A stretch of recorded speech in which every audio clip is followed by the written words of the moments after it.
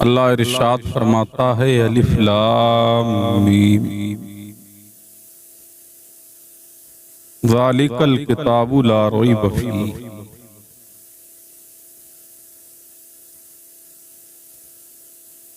اللہ جل جلالہ اما نوالہ وقولہ برہانہ وحسن شانہ نے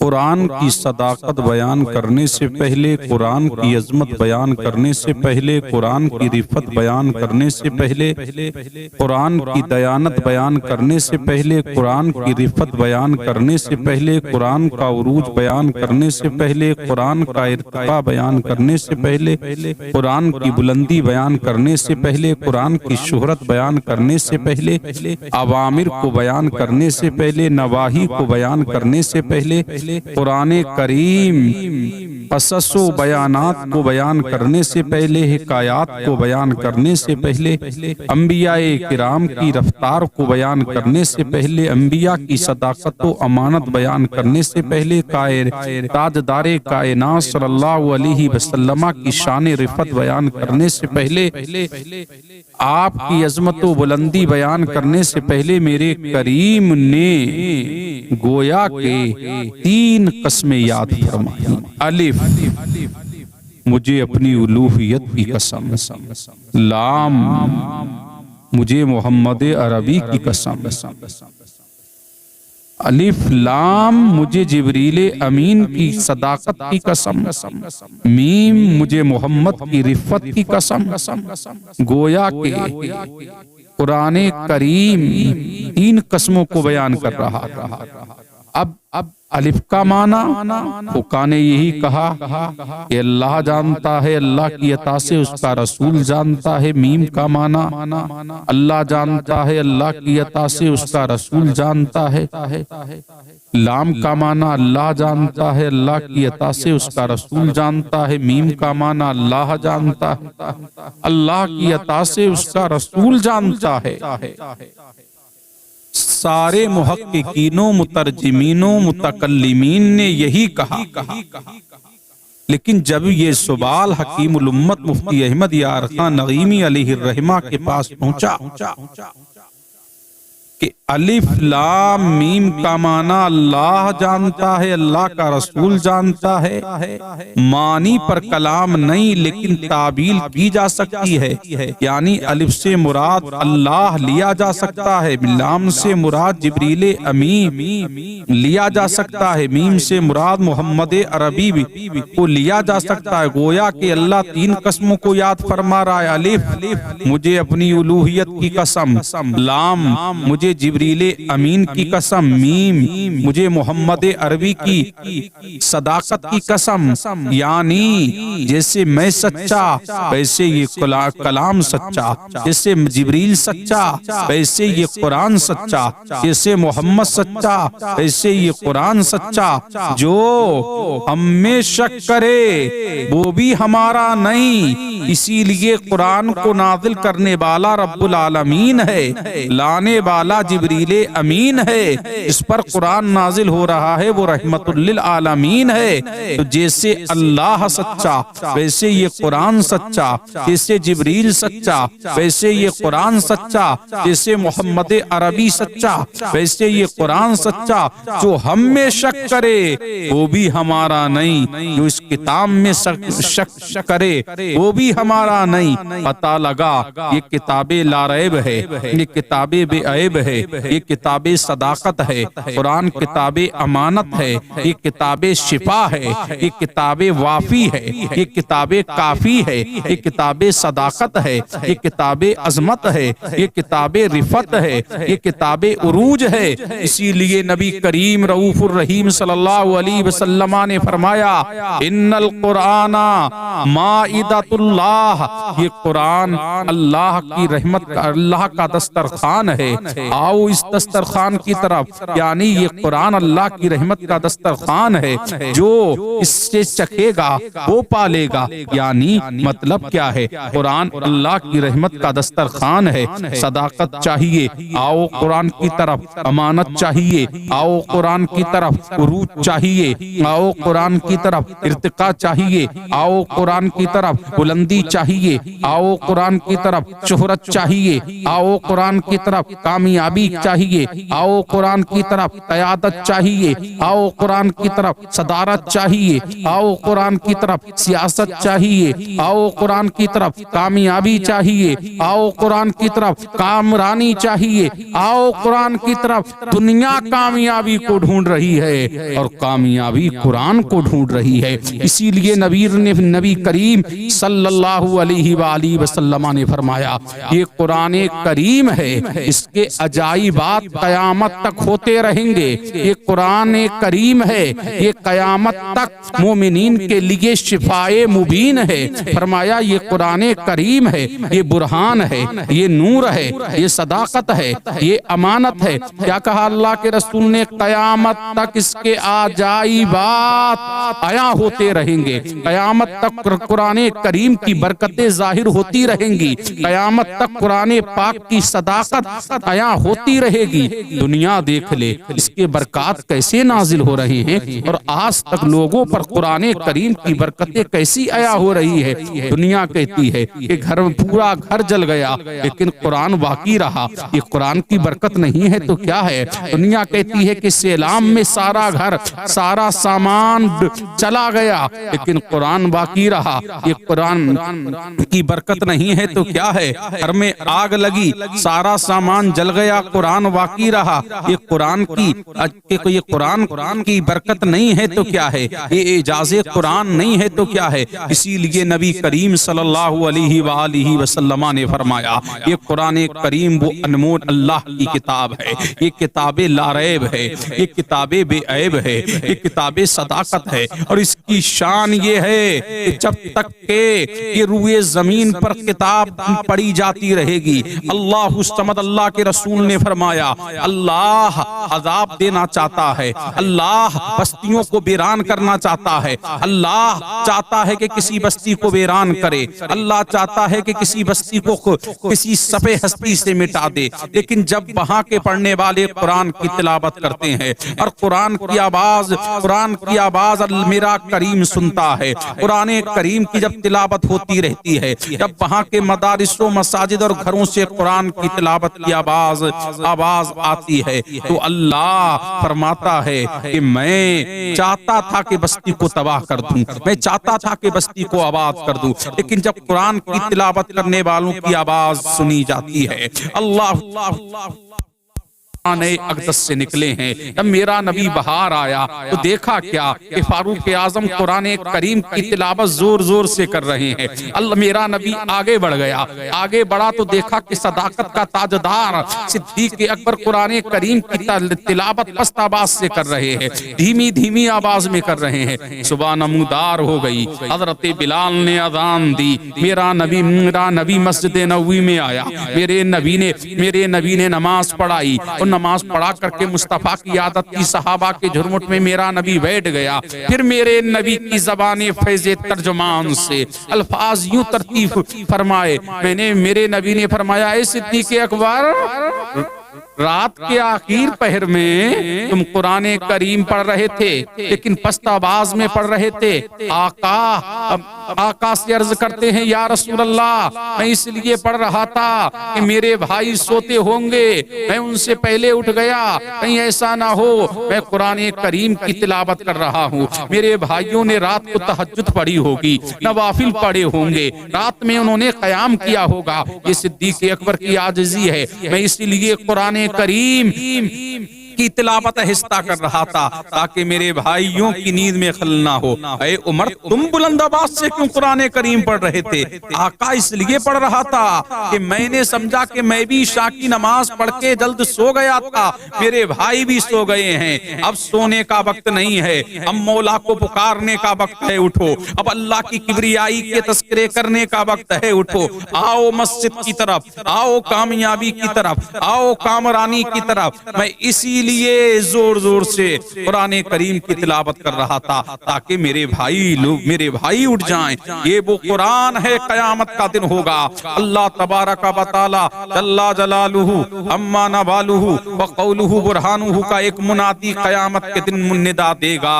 کہاں ہیں حافظ قرآن اور قاری قرآن کے والدین؟ ان کو بلایا جائے گا، ان کے سر پر سبحان اللہ دیکھیے علم کی برکت، دیکھیے قرآن کریم حفظ کرنے کی برکت، دیکھیے ان کے والدین کو بلایا جائے گا، ان کے سر پر سبحان اللہ، ان کے اپنے بچوں کو حافظ قرآن بنانے کی بدولت ان کے سر پر سبحان اللہ امامہ سجایا جائے گا، ان کے سر پر تاج سجائے جائیں گے، ایسے تاج سجائے جائیں گے جو اتنے روشن و تابناک ہوں گے، اس سے سورج کی روشنی بھی ماند پڑتی ہوئی نظر آئے گی۔ پھر خود صاحب قرآن یعنی قرآن پڑھنے والے کو بلایا جائے گا، اللہ فرمائے گا اس کے سر پر عظمت کی پگڑی سجاؤ، اس کے سر پر عظمت کی پگڑی سجائی جائے گی۔ اللہ فرمائے گا حافظ قرآن سے اللہ الصمد، اللہ کے فرشتے گویا ہوں گے، اللہ حافظ قرآن سے خود اللہ تبارک و تعالی فرمائے گا تو راضی ہے؟ وہ کہے گا ہاں میں راضی ہوں۔ تو اللہ فرمائے گا قرآن پڑھتا جا، جنت کی سیڑھیاں چڑھتا جا، حافظ قرآن پڑھتا جائے گا۔ اللہ فرمائے گا جہاں تیرے قرآن کی آخری آیت ختم ہوگی وہیں جنت میں تیرا مقام ہوگا۔ یہ شان حافظ قرآن کو اللہ نے عطا فرمائی، یہ عظمت حافظ قرآن کو اللہ نے عطا فرمائی، یہ رفت و عروج حافظ قرآن کو اللہ تبارک و تعالی نے عطا فرمایا۔ اس سے آپ اندازہ لگا سکتے ہیں قرآن کی تلاوت کرنے والے اور قرآن کریم کا حفظ کرنے والے بڑے سعادت مند ہیں۔ سبحان اللہ، میرے نبی نے فرمایا یہ نہیں کہتا الف لام میم ایک حرف ہے، اللہ بلکہ الف ایک حرف ہے، لام الگ حرف ہے، میم الگ حرف ہے، تو ایک حرف پڑھے گا اللہ تبارک و تعالی اسے 30 نیکیاں عطا فرمائے گا۔ اللہ الصمد، یہ قرآن کریم کی برکت ہے۔ سبحان اللہ، اسی لیے طالب علموں کی بھی شان کو میرے نبی نے عیاں کیا، اپنی امت کو آگاہ فرمایا کہ جس قبرستان سے طالب علم گزر جاتا ہے اللہ تعالیٰ اس قبرستان سے 40 دن کا عذاب اٹھا لیتا ہے۔ حافظ قرآن کے طالب علم کی شان کو بیان کرتے ہوئے فرمایا کہ ان کے پاؤں کے نیچے اللہ تبارک و تعالیٰ کے معصوم فرشتے کیا کرتے ہیں؟ اپنے پروں کو بچھاتے ہیں۔ اس سے طالب علم کی شان و عظمت کا آپ اندازہ لگا سکتے ہیں۔ ایک واقعہ میری نظر سے گزرا جس کو تارک الدنیا، تارک السلطنت غوث العالم محبوب یزدانی میر کبیر سلطان سید اشرف جہانگیر سمنانی نے لطائف اشرفی میں لکھا ہے کل قیامت کا دن ہوگا، تراب نامی کافر جنت میں جا رہا ہوگا، جنت میں جا رہا ہے، تو زندگی بھر ہمارے ساتھ رہا، ہمارے ساتھ تو نے تجارت کی، ہمارے ساتھ تو نے زراعت کی، ہمارے ساتھ تو رہتا تھا، ہمارے ساتھ تو کھاتا پیتا تھا، آخر کیا وجہ ہے تیرے جنت میں جانے کی؟ تو تراب نامی شخص کہے گا ایک ہی وجہ ہے۔ کیا وجہ ہے؟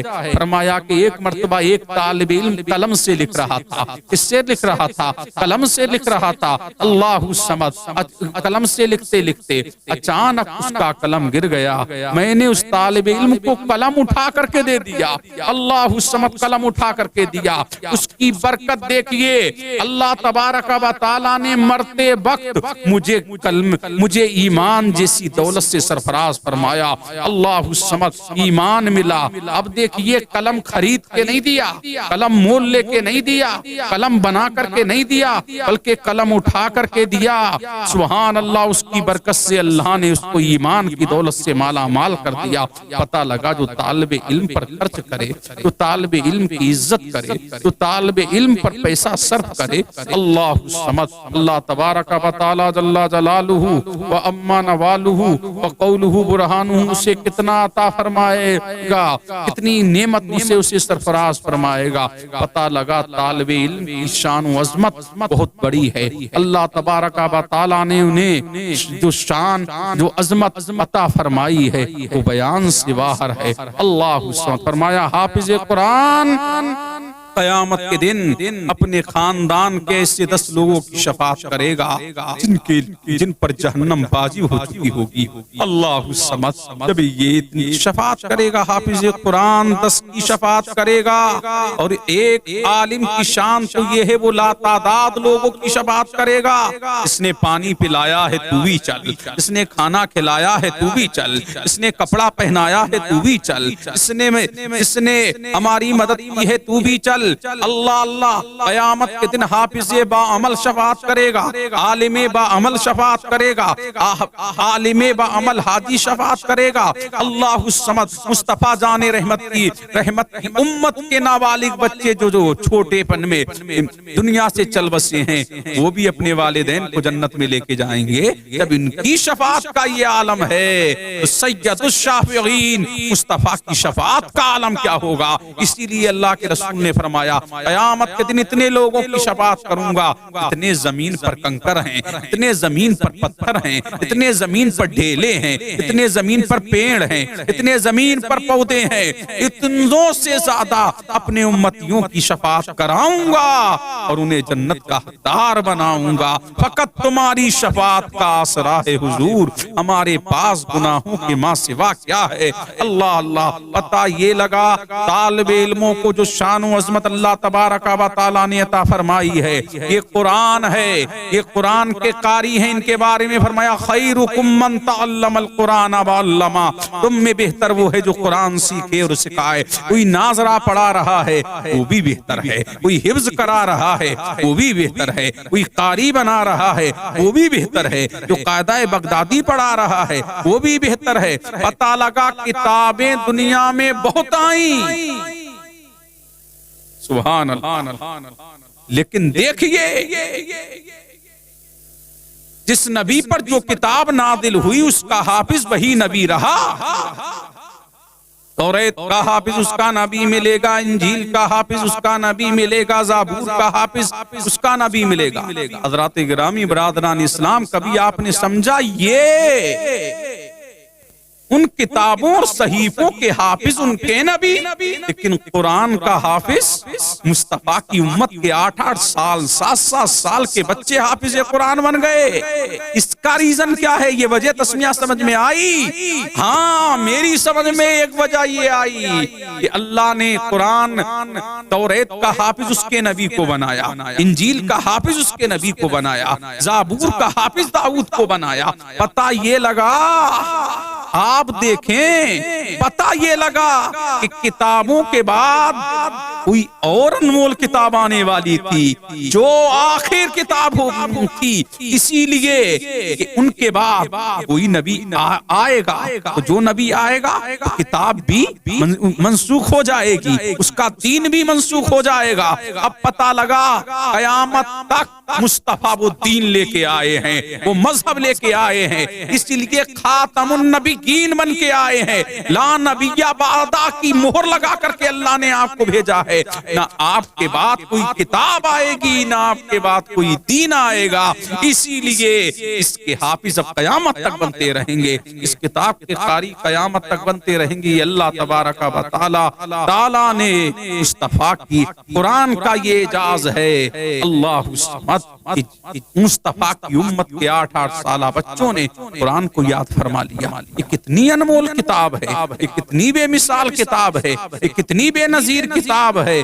اس کے چھونے کا ثواب الگ، پڑھنے کا ثواب الگ، اس کو دیکھنے کا ثواب الگ، اس کی تلاوت کرنے کا ثواب الگ، اس کا ترجمہ پڑھنے کا ثواب الگ، اس کی تفسیر پڑھنے کا ثواب الگ۔ اللہ جس زاویے سے دیکھیے ثواب ہی ثواب ہے، اس طریقے سے پڑھیے ثواب ہی ثواب ہے۔ قرآن کو دیکھیے تو ثواب، قرآن کو چومیے تو ثواب، اس کو ہاتھ لگائیے تو ثواب، اس کا ترجمہ پڑھیے تو ثواب، اس کی تفسیر پڑھیے تو سب پتہ لگا دنیا کی رنگینیوں میں گم ہونے والے اور ہیں اور اللہ کے لیے کام کرنے والے اور ہیں۔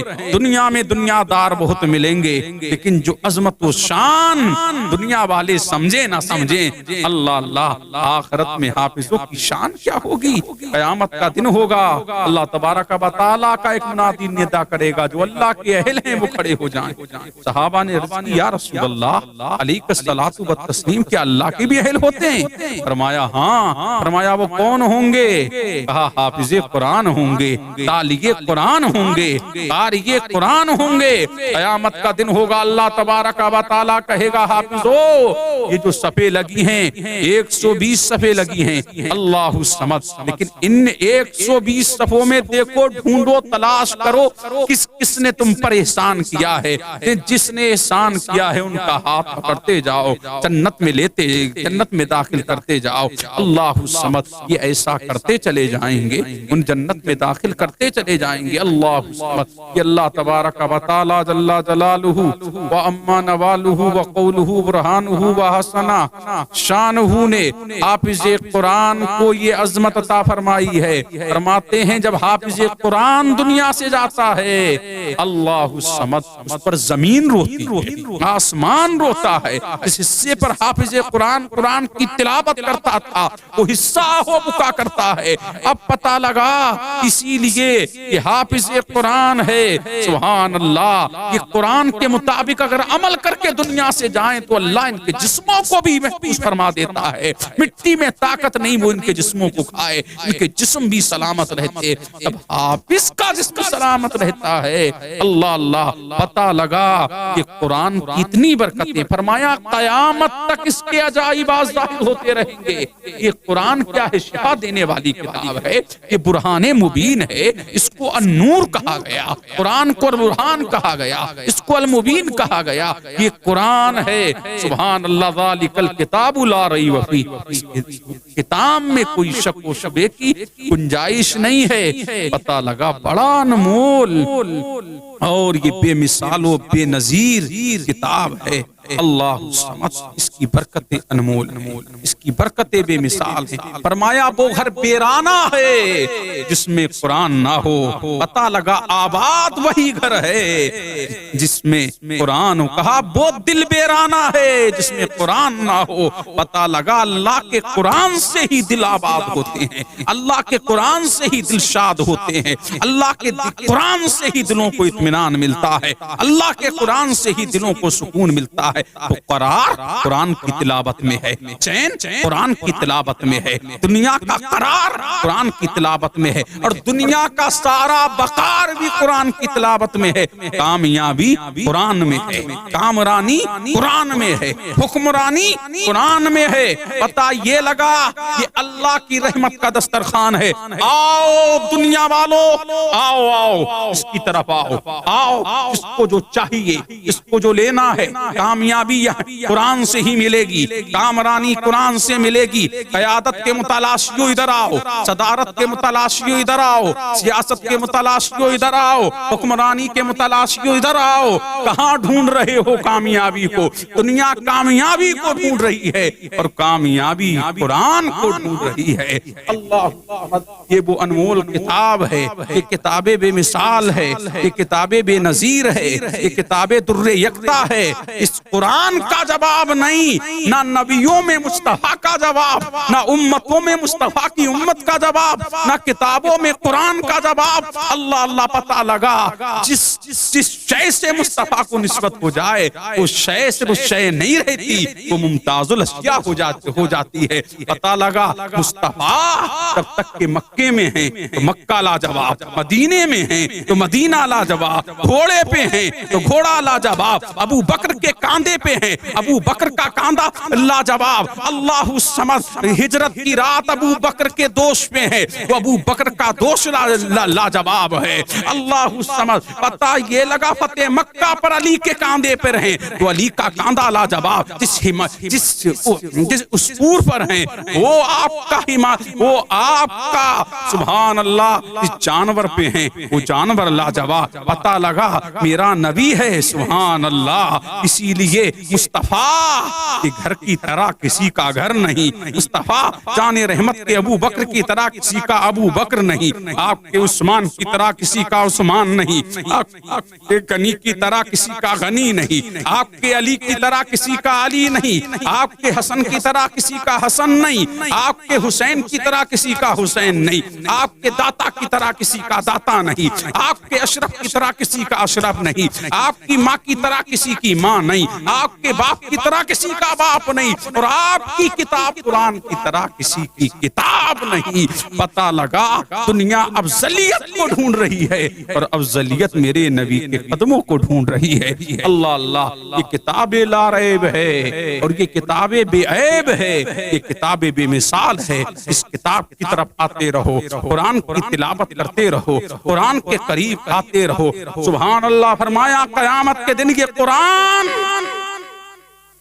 یشفع یوم القیامہ لصاحبہ، قیامت کے دن یہ قرآن اپنے پڑھنے والے کی شفاعت کرے گا۔ سبحان اللہ، کیا کرے گا؟ شفاعت کرے گا، کہے گا مولا یہ صبح و مساء میری تلاوت کرتا تھا، مولا یہ قرآن کریم کی تلاوت کرتا تھا، اس کے حق میں میری شفاعت قبول فرما۔ اللہ الصمد، اس کی شفاعت قبول کی جائے گی اور اس سے جنت کا مزدہ دیا جائے گا۔ پتہ لگا یہ حافظ قرآن، یہ تالی قرآن کی شان ہے۔ سبحان اللہ، پتہ لگا یہ قرآن بڑا انمول ہے۔ اللہ ہم سب کو حسن عمل کی توفیق عطا فرمائے۔ واقع